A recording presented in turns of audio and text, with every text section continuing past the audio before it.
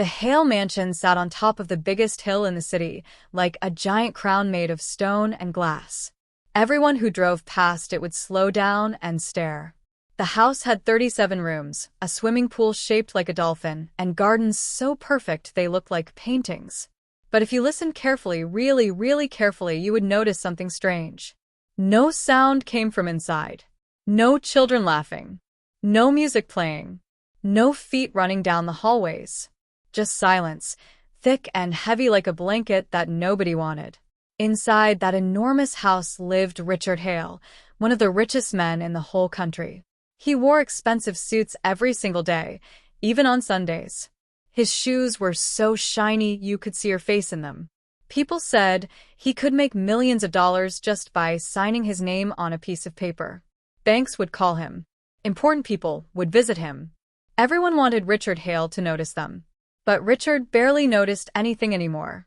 5 years ago, something terrible happened. His wife, Grace, died in a car accident on a rainy Tuesday. That same day, Richard's twin boys, Oliver and Henry, lost something too. The doctors said it was the shock and the sadness that did it. One day, the boys could see the blue sky and their mother's smile. The next day, everything went dark. Forever. Oliver and Henry were only 3 years old when the darkness came. Now they were 8, and they had never seen light again. Richard hired 17 people to work in the mansion. There were cooks, cleaners, gardeners, and nurses. One nurse's only job was to make sure the boys took their vitamins. Another person's only job was to organize their clothes. But none of these people could make Oliver and Henry smile. The boys lived on the second floor in 2 bedrooms connected by a door. The rooms had the softest carpets, the most comfortable beds, and toys stacked everywhere. Toys they never touched. The curtains stayed closed all day because Richard thought, what's the point? They can't see the sun anyway. Every morning, a nurse named Mrs. Patterson would wake the boys, help them get dressed, and walk them downstairs for breakfast. Oliver and Henry would sit at the long dining table, so far apart from each other they couldn't even hold hands. They would eat their scrambled eggs in silence. Then Mrs. Patterson would take them back upstairs, and they would sit in their rooms until lunch. Then dinner. Then bed. Day after day after day. Richard would watch them sometimes from the doorway. He never came inside. He would stand there with his hands in his pockets, his face tight like he was trying not to cry, and then he would walk away. He told himself he was protecting them. He told himself this was what they needed, safety, quiet, and no more pain. But really, Richard was scared. Scared he would say the wrong thing. Scared he would make things worse. Scared that if he got too close, he would break into 1,000 pieces. Then, on a Monday morning in September, everything changed. Amara Johnson arrived. She came to the mansion's back door wearing a simple blue dress and carrying a small brown bag. She was 26 years old with kind eyes and hands that looked like they had worked hard their whole life. She was there for a job interview to be a maid. The head housekeeper, Mrs. Green, looked Amara up and down like she was inspecting a piece of fruit at the market. "Can you clean?" Mrs. Green asked. "Yes, ma'am," Amara said. "Can you follow rules?" "Yes, ma'am." "Can you keep quiet?" "Mr. Hale doesn't like noise." Amara paused. "I can be respectful," she said. "But I don't believe in being silent when someone needs to be heard." Mrs. Green frowned, but something about Amara's steady gaze made her nod. "You start tomorrow. You'll clean the second floor. The boys' rooms." That night, Amara couldn't sleep. She kept thinking about what Mrs. Green had whispered as she left. "Don't get attached to those boys. They're broken. Nothing can fix them." Broken. That word made Amara angry. When she was little, Amara had a younger brother named Marcus who couldn't hear. People would say he was broken too. But Marcus wasn't broken, he was just different. He taught Amara that people don't need pity. They need someone to see them, really see them, and meet them where they are. The next morning, Amara walked up the grand staircase to the second floor. The carpet was so thick her footsteps made no sound. She passed paintings of mountains and oceans, but nobody was around to look at them. She reached the boys' rooms and slowly opened the door. Oliver was sitting on his bed, completely still, staring at nothing. His hands were folded in his lap. He didn't move when she came in. "Hello," Amara said softly. "My name is Amara." Oliver's head tilted slightly, like a bird listening for rain. "I'm here to clean your room," Amara continued, "but I'm also here to be your friend, if you'd like that." Oliver didn't respond. He just sat there. Amara began to clean, but she didn't clean quietly like Mrs. Green wanted. As she dusted, she hummed. As she folded clothes, she talked. "This shirt is blue, like the ocean. This one is soft like a puppy's ear." Slowly, very slowly, Oliver turned his head toward her voice. In the next room, Henry heard the humming too. For the first time in a very long time, something inside him woke up. Something that had been asleep since the day the world went dark. Curiosity. And at the end of the hallway, standing in the shadows, Richard Hale listened to a sound he hadn't heard in 5 years. Someone was talking to his sons. And they were listening. For 3 days, Amara cleaned the boys' rooms and talked to them like they were her friends. She told them about the weather outside. She described the colors of the flowers in the garden. She sang old songs her grandmother taught her. Oliver and Henry never answered, but they listened. Amara could tell because their heads would turn toward her voice. Sometimes Oliver's fingers would tap against his leg, keeping rhythm with her humming. Sometimes Henry would lean forward just a little bit, like he was trying to get closer to the sound. On Thursday afternoon, Amara had an idea. She remembered how her brother Marcus used to love feeling vibrations. He couldn't hear music, but he could feel it. When their father played the drums at church, Marcus would press his hands against the floor and smile so big his whole face would light up. Maybe, Amara thought, Oliver and Henry didn't just need words. Maybe they needed to feel the world again. She walked into Henry's room where he sat on the floor, his back against the wall.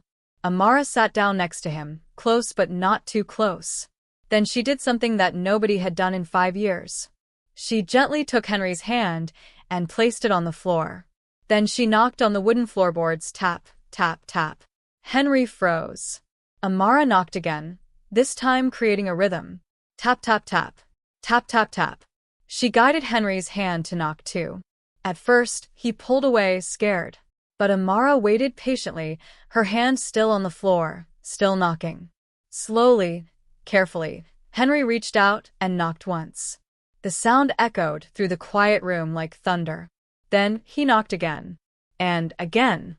And suddenly, Henry was knocking wildly, discovering that he could make noise, that he could create something in the darkness. His mouth opened slightly, not quite a smile, but close. In the next room, Oliver heard the knocking. He stood up from his bed, confused. What was that sound? Why was Henry making noise? They had been quiet for so long that noise felt like a strange visitor. Amara heard Oliver moving. She quickly went to his room and found him standing in the middle of the floor, his head tilted, listening hard. "Would you like to try?" Amara asked. She took Oliver's hand and placed it on the wall. Then she knocked on it like a door. Knock, knock, knock. Oliver's eyes, though they couldn't see, went wide. He knocked back. Knock, knock. Amara knocked a pattern. Oliver copied it. Then Amara knocked a faster pattern. Oliver copied that too, and when he did, something absolutely incredible happened. He giggled. It was small, just a tiny sound like a hiccup. But it was real. Amara's heart almost exploded with joy.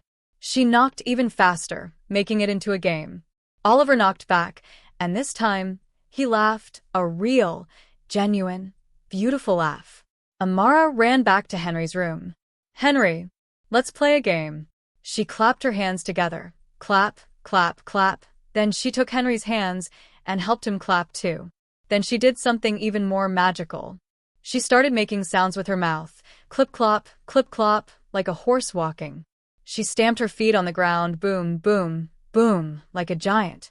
She whistled like a bird. She knocked on the wall like a woodpecker. Henry's face transformed. His mouth opened, and out came a sound that hadn't existed in that house for 5 long years. Laughter. Not just a giggle. Not just a chuckle. A full, exploding, wonderful belly laugh that shook his whole body.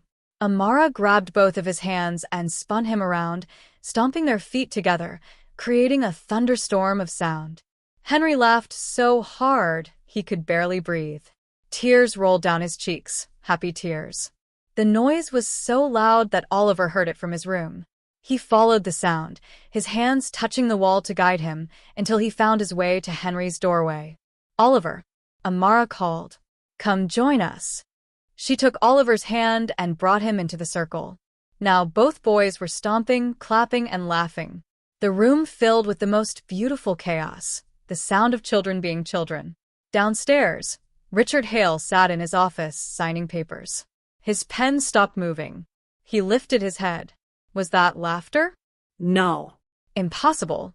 He was imagining things. But then he heard it again, louder this time. Two voices, laughing and shouting with pure joy. Richard dropped his pen. It clattered on the desk. His hands started shaking. He stood up so fast his chair fell backward. He walked to the stairs like a man in a dream, or maybe a nightmare. He couldn't tell which.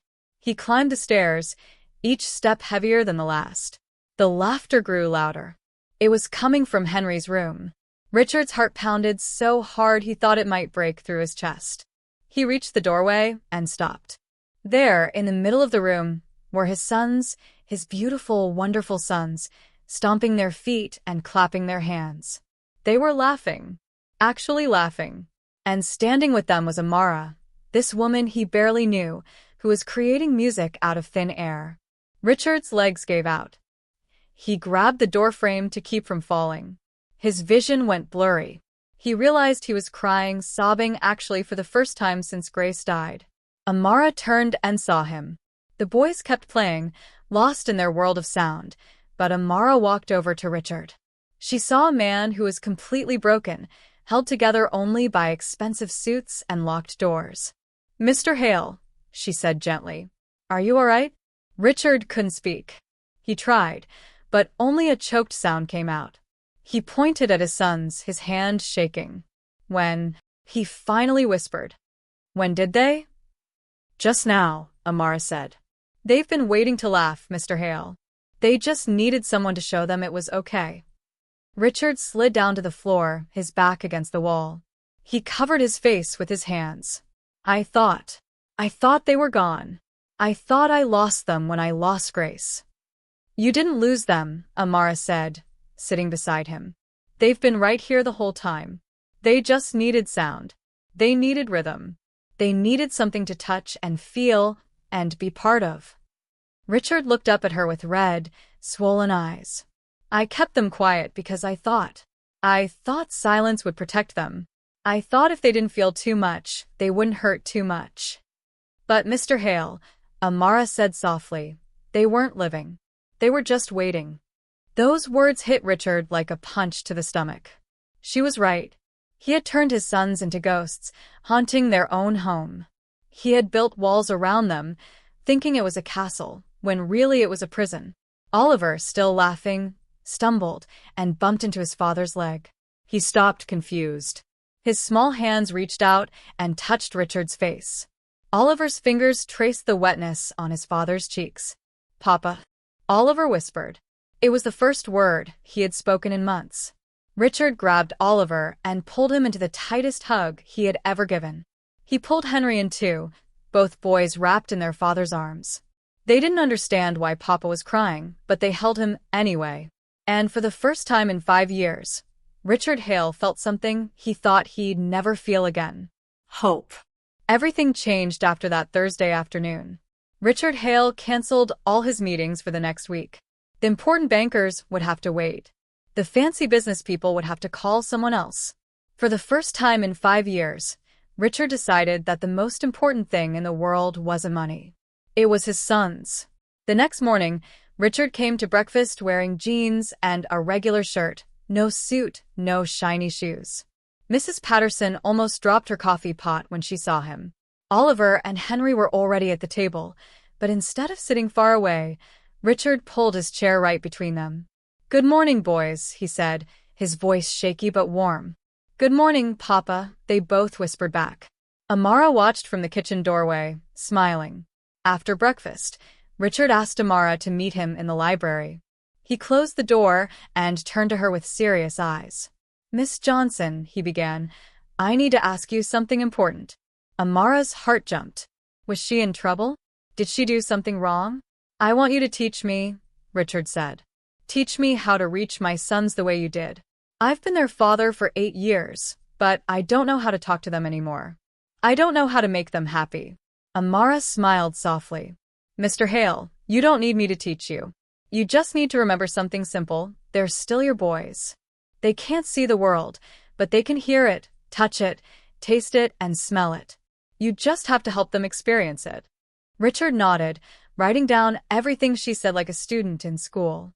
That afternoon, Amara brought out a box of different objects: a pine cone, a smooth stone, a piece of velvet fabric, a seashell. She placed them in front of Oliver and Henry. "Today," she announced, "we're going on a texture adventure." Richard sat on the floor with them, something he would never have imagined doing in his expensive suits. Amara handed Oliver the pine cone. "What does it feel like?" she asked. Oliver ran his fingers over the rough edges. "It's spiky, like tiny teeth." "Exactly," Amara cheered. "And it smells like the forest." "Can you smell it?" Oliver brought it to his nose and sniffed. His face lit up. "It smells like Christmas." Henry got the seashell. When he held it to his ear, Amara whispered, "Listen closely. The ocean is trapped inside." Henry's eyes went wide. "I hear it. I hear the water." Richard picked up the velvet fabric and placed it against Henry's cheek. "This is what your mother's favorite dress felt like," he said quietly. "She would wear it on special days." Henry's fingers traced the soft material. "Mama," he whispered. Richard's eyes filled with tears again, but this time they weren't sad tears. They were healing tears. Every day became a new adventure. Amara and Richard worked together, creating experiences for the boys. They went outside, something Oliver and Henry hadn't done in years, and felt the grass under their bare feet. They listened to birds singing. They touched flower petals and smelled fresh rain. But the biggest magic happened when Amara discovered the piano. The mansion's grand piano had sat in the main hall covered with a white sheet for 5 years, untouched, like a sleeping giant. Amara pulled off the sheet one morning, dust flying everywhere. "Mr. Hale," she called. "Do you play?" Richard came into the hall with the boys holding his hands. "I used to," he said. Grace was the real musician. She would play every evening. "Then it's time to wake up the music," Amara declared. She sat at the piano and pressed one key. The note rang through the silent house like a bell. Oliver and Henry both jumped. "Don't be scared," Amara said. "Come here." She guided their small hands to the piano keys. "Press down gently," she instructed. Oliver pressed a key. The sound made him gasp. Henry pressed another key. Then another. Then they were both playing, not real songs, just beautiful noise, but it was the most wonderful sound Richard had ever heard. "Papa, you try?" Henry said, pulling Richard's hand. Richard sat at the piano with his sons. His fingers found the keys of a lullaby Grace used to play. The melody was shaky at first, rusty from years of silence, but slowly it grew stronger. Oliver and Henry pressed their hands against the piano's wood, feeling the vibrations travel through their arms. They swayed back and forth, dancing to music they couldn't see, but could feel in their bones. Amara stood back and watched this father and his sons create something beautiful together. This was what healing looked like. Not perfect, not fancy, but real. Weeks turned into months. The Hale mansion was no longer silent. Music played every day. Laughter echoed through the halls. The curtains were thrown open, letting sunlight pour in, not for the boys to see, but because the house itself needed to wake up. Richard learned to describe everything in detail. "The sky is orange and pink right now, like someone painted it with sherbet," he would say during sunset. "The grass is wet from rain, and it sounds like tiny drums when raindrops hit the leaves." Oliver and Henry learned to navigate the house by sound and touch. They would race down the hallways, their hands trailing the walls, laughing as they went. They learned to set the table by counting steps. They learned to recognize people by the sound of their footsteps. Amara's were quick and light. Papa's were slow and heavy. Mrs. Patterson's clicked because of her hard shoes. The boys started smiling every single day. Their faces, which had been blank and empty for so long, now glowed with life. They told jokes. They asked questions. They hugged their father without being asked. One evening, 6 months after Amara arrived, Richard called her into his office. She thought maybe he was going to tell her about a new schedule or task. Instead, he handed her an envelope. "What's this?" she asked. "Open it," Richard said. Inside was a check, but it wasn't her regular payment. It was much, much more. "Mr. Hale, I can't accept." "Amara," Richard interrupted, his voice thick with emotion. "You gave me back my sons. You brought laughter into this house. You taught me how to be a father again. Money can't repay that, but it's all I have to offer." Amara shook her head. "I don't want more money, Mr. Hale. I just want to keep being here for them." Richard smiled, a real, warm smile that reached his eyes. "That's exactly what I was hoping you'd say. Amara Johnson, would you stay? Not just as a maid, but as part of this family? The boys need you. And honestly, so do I." Amara felt tears rolling down her cheeks. "Yes," she whispered. "Yes, I'll stay." That night, the four of them sat together in the main hall. Oliver and Henry played a simple song on the piano, just 3 notes they had practiced over and over. It wasn't fancy music, but it was theirs. Richard stood behind them, his hands on their shoulders, and said something he had been too afraid to say for 5 years. "I love you both. More than all the money in the world. More than this big house. More than anything." "We love you too, Papa," Oliver and Henry said together. Amara watched this beautiful moment and knew something important. People aren't broken just because they're different. They just need someone who believes in them, someone who refuses to give up, someone who shows them that life, even in darkness, is still worth living. The Hale mansion was no longer a tomb. It was a home filled with music, laughter, hope, and love. And sometimes that's all you really need. Thank you for being part of our community. See you in the next story. If this story touched your heart, please hit that like button and subscribe for more emotional, dramatic, and inspiring stories that will make you believe in the power of hope.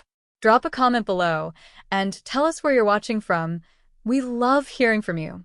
Share this story with someone who needs to remember that miracles can happen in the most unexpected ways. Thank you for being part of our community. See you in the next story.